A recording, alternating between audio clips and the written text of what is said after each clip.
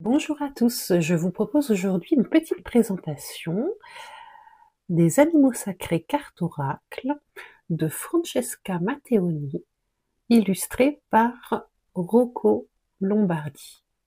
Alors pour moi c'est une petite pépite ce jeu. Il date de 2022, mais franchement j'ai été complètement bluffée sous le charme de cet oracle. Alors on nous dit: les animaux sont proches de nous évitent, nous inspirent et parfois nous font peur, mais la plupart nous protègent.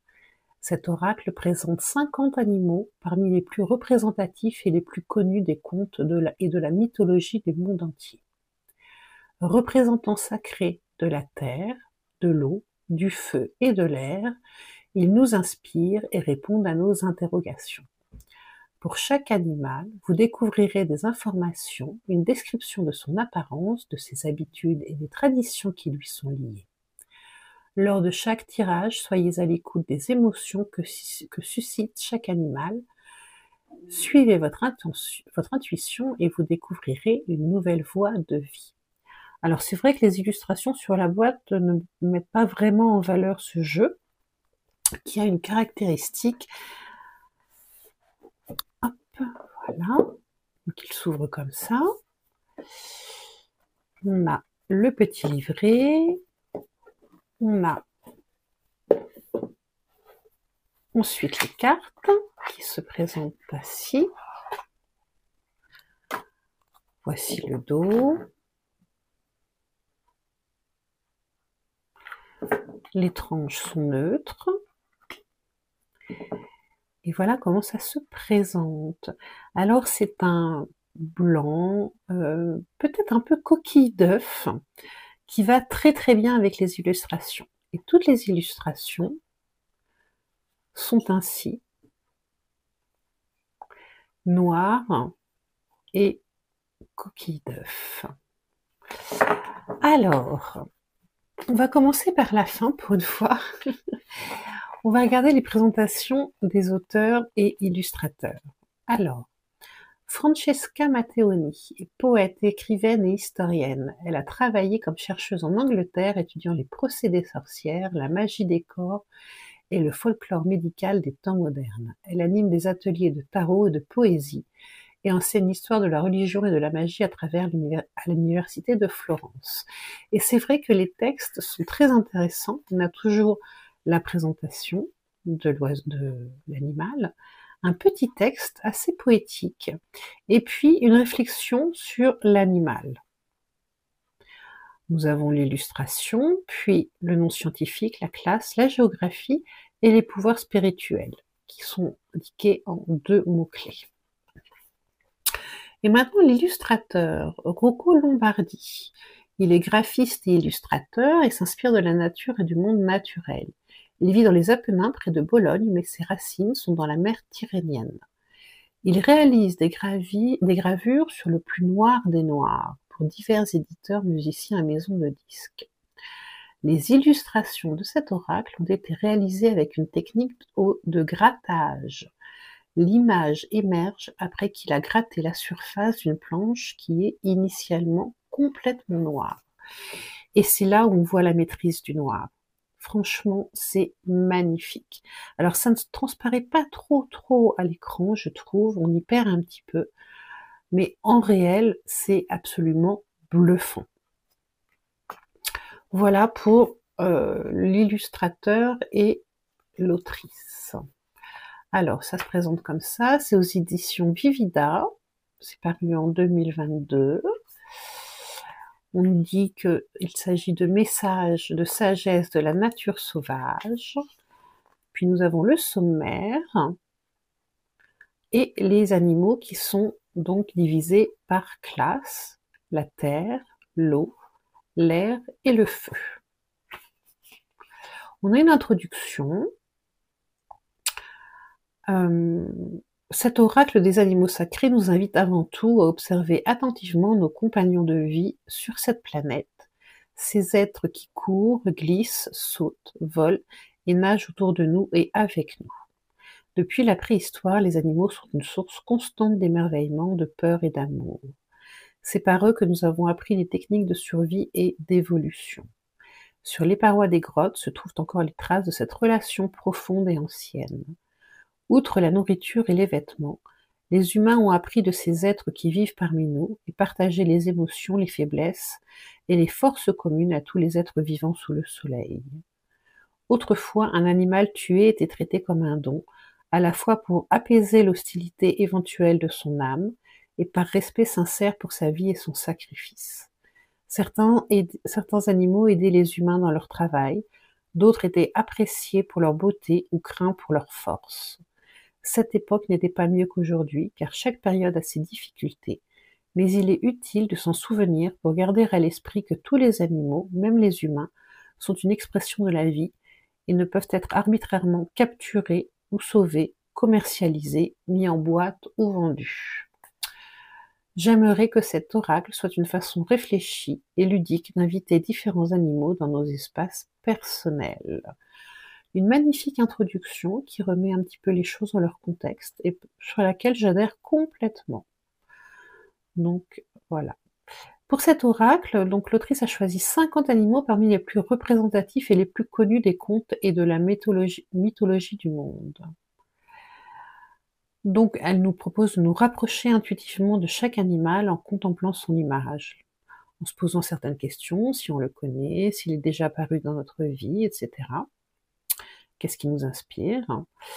Et elle nous indique de ne pas écarter les émotions que cet animal pourrait susciter en nous, car il est important d'établir une relation claire et honnête avec les cartes, ainsi qu'avec notre réalité intérieure. Donc cet oracle peut être utilisé pour analyser les circonstances, nous donner des conseils, nous inspirer, ou s'inspirer de l'animal qui est sorti. On peut choisir une carte et nous concentrer sur l'animal et son symbolisme, ou bien faire un tirage plus complexe en tirant 3 cartes qui correspondent au passé, présent et futur. Elle nous propose de tenir un journal et de garder surtout l'esprit ouvert au message de l'oracle. Ensuite, nous avons, comme je vous le montrais, pour chaque animal, l'illustration, le nom scientifique, la classe, l'ordre, la géographie et les pouvoirs spirituels. Les pouvoirs spirituels, on les retrouve en mots-clés sur la carte. Puis nous avons un texte un petit peu poétique et enfin une description de l'esprit de l'animal. Voilà. Alors, nous allons passer tout de suite aux cartes.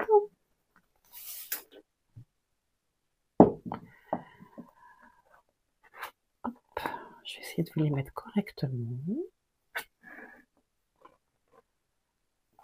L'araignée. Alors, on commence par la terre, hein, l'araignée, le crapaud, le hérisson,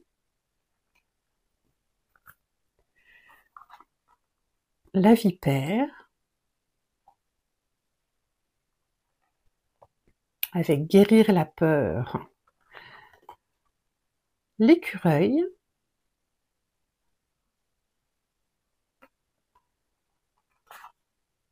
le lapin.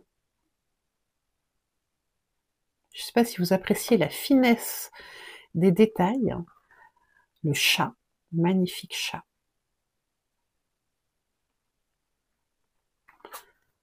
Le renard. Regardez-moi ses yeux, regardez-moi ce regard. Le blaireau. Une belle griffe, hein, le blaireau. Le chien, avec la loyauté. Le lynx, avec la révélation. On a presque l'impression qu'on peut toucher la fourrure. Le coyote, avec l'intelligence et l'imprévisibilité. Le loup. Il y a toutes les notions là avec ce loup, qui n'est pas franchement agressif, qui n'est pas franchement amical, qui est vraiment une représentation d'un animal avec ses instincts et son intelligence. Le sanglier,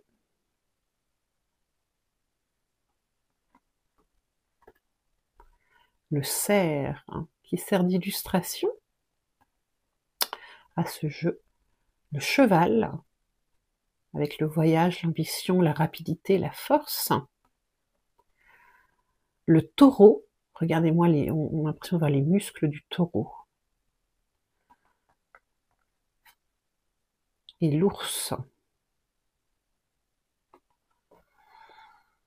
Ensuite, on passe à l'eau avec l'hippocampe, qui va nous parler de constance, l'étoile de mer, qui nous parle de sensibilité, le saumon, qui nous parle de résilience et de cycle de la vie, avec son parcours, la loutre, qui nous parle de joie, le pélican, qui nous parle de maternité et d'amour, le cygne,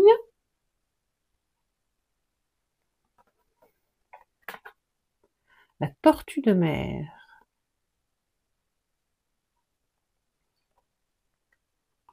le phoque, avec la perception. On voit un petit peu ces petits bourrelets, hein. Le narval, avec l'originalité et la liberté, une notion de rapidité aussi. Le camouflage avec l'anaconda.